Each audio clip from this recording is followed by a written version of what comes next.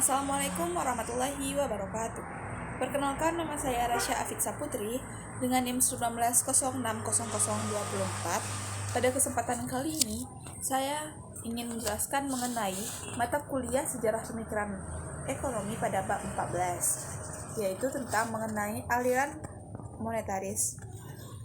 Pada tahun 50-an dan 60-an, kebanyakan ekonom percaya bahwa bom dan depresi merupakan penyakit masa lampau yang tidak perlu dikhawatirkan akan muncul lagi. Misalnya, kalau output rendah dan banyak penganggur, maka Keynesian mengajukan ditingkatkannya pengeluaran pemerintah untuk proyek-proyek padat karya. Pada tahun 60-an, orang percaya bahwa adanya hubungan timbal balik antara inflasi dengan pengangguran. Artinya, selama para ahli percaya jika inflasi tinggi, maka tingkat pengangguran rendah, dan sebaliknya seperti itu, sesuai dengan teori Phillips. Sehingga teori Keynesian yang mengatakan selama masih banyak pengangguran, maka selama itu pula pengeluaran masyarakat dapat ditingkatkan tanpa menimbulkan inflasi. Tidak lagi menunjukkan kebenaran atau realistisnya. Nah, sekarang kritikan terhadap kebijaksanaan intervensi Keynesian. Ada beberapa pandangan Keynesian yang tidak disukai oleh para pakar-pakar ekonomi, terutama tentang perlunya campur tangan pemerintah dalam mengarahkan dan membimbing perekonomian pada arah yang diinginkan. Kritik paling vokal datang dari para pakar neoklasik konservatif. Mereka dibagi menjadi dua, yaitu golongan tua dan golongan muda. Celaan paling keras datang dari kelompok yang menanamkan dirinya libertarian. Alasannya diwakili oleh pendapat Friedrich von Hayek yang tertuang dalam bukunya, yaitu The Road to Reform pada tahun 1944, yang mengatakan sekali pemerintah melakukan investasi pasar akan mengarah pada sosialisme yang menyebabkan berkurangnya kebebasan. Nah, dari golongan muda muncul Milton Friedman, seorang pendukung perekonomian bebas berbeda dengan tokoh-tokoh tua yang tidak ingin campur tangan pemerintah.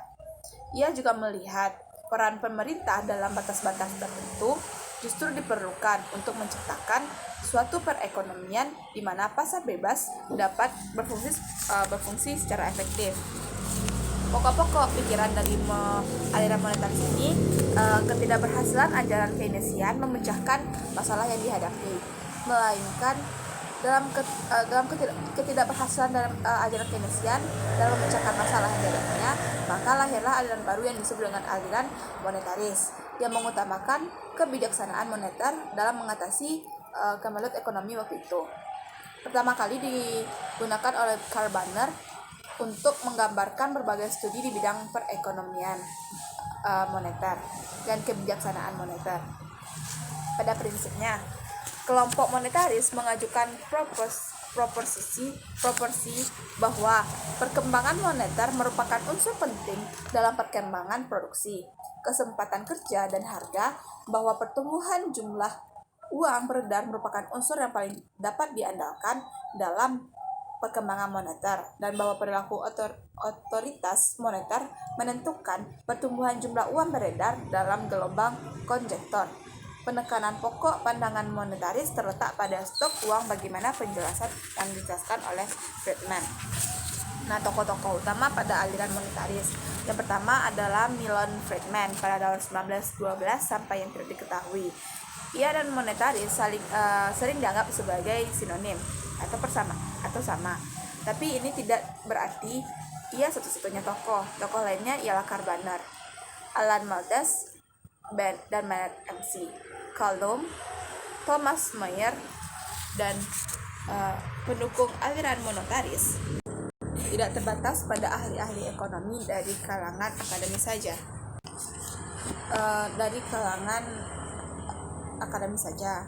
Lembaga seperti Federal Reserve Bank dari St. Louis dan komite-komite Kongres juga menganut perspektif monetaris. Perbedaan antara monetaris dan Keynesian. Dalam melihat perekonomian secara agregat, kelompok Keynesian percaya perekonomian cenderung berada dalam posisi keseimbangan tingkat upah yang rendah. Monetaris tidak percaya pada teori Keynesian yang mengatakan perekonomian cenderung berada pada keseimbangan tingkat output rendah disebabkan kurang ampuhnya mekanisme korektif untuk membawa pada pas kembali ke posisi keseimbangan pemanfaatan sumber daya yang penuh. Kelompok monetaris mengkritik adanya kekuatan pasar yang tidak diikutkan dalam model yang dikembangkan oleh kelompok Keynesian. Kedua kelompok ini juga berada dalam melihat penyebab berbeda dalam melihat terjadinya fluktuasi ekonomi. Menurut kelompok Keynesian, fluktuasi ekonomi terjadi karena perubahan dalam faktor-faktor yang menentukan pendapatan nasional seperti pengeluaran pemerintah, investasi, dan konsumsi masyarakat. Dan menurut kelompok monetaris, fluktuasi ekonomi terjadi karena pelonjakan jumlah uang yang beredar yang disebabkan karena adanya kebijaksanaan yang bersifat ekspansif dari pemerintah.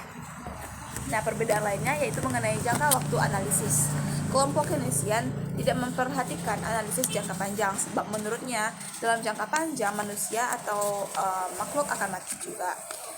Sedangkan menurut kelompok monetaris percaya bahwa kebijaksanaan peningkatan jumlah uang dalam jangka panjang berpengaruh terhadap output dan lain-lainnya. Dan perhatian terhadap mikroekonomi. Teori makro Keynesian berhasil menjelaskan perilaku ekonomi makro dan kebijaksanaan yang dianjurkan oleh Keynes. Juga berhasil mengatasi masalah-masalah ekonomi yang terjadi di masanya. Akibatnya, orang mulai mempertanyakan dasar-dasar dari teori Keynes. Misalnya perilaku mikro yang bagaimana diimplikasikan oleh hubungan-hubungan agregat yang dikembangkan oleh Keynes. Sejak saat itu, orang berpaling pada teori dasar ekonomi mikro. Dapat dilihat dari kenyataan pada tahun 70-an, banyak pakar yang meletakkan teori-teori mikro untuk menjelaskan perilaku makro. Mereka menyadari bahwa pasar persaingan sempurna yang murni tidak dalam realistis, tidak terkecuali di negara yang dianggap liberal seperti Amerika Serikat. Dengan anggapan bahwa pasar perilaku kurang lebih mendekati pasar persaingan sempurna, maka mereka menganggap harga-harga dan tingkat upah fleksibel menyesuaikan diri dengan keadaan sehingga pasar cenderung mendekati posisi keseimbangan. Nah, sekarang kita masuk ke sesi yang terakhir yang mengenai diskusi.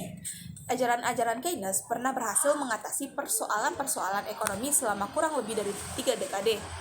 Tetapi dalam menghadapi masalah-masalah ekonomi tahun 60 sampai 70-an, teori-teori Keynesian tampaknya total. Ini tidak berarti teori-teori yang dikembangkan Keynes menjadi langsung tidak relevan, dapat diabaikan begitu saja. Dengan demikian, dapat dikatakan bahwa kelemahan dan keterbatasan teori-teori Keynesian bukan terletak pada konsisten antara logika dan teori yang dikembangkan berbedanya masalah yang dihadapi.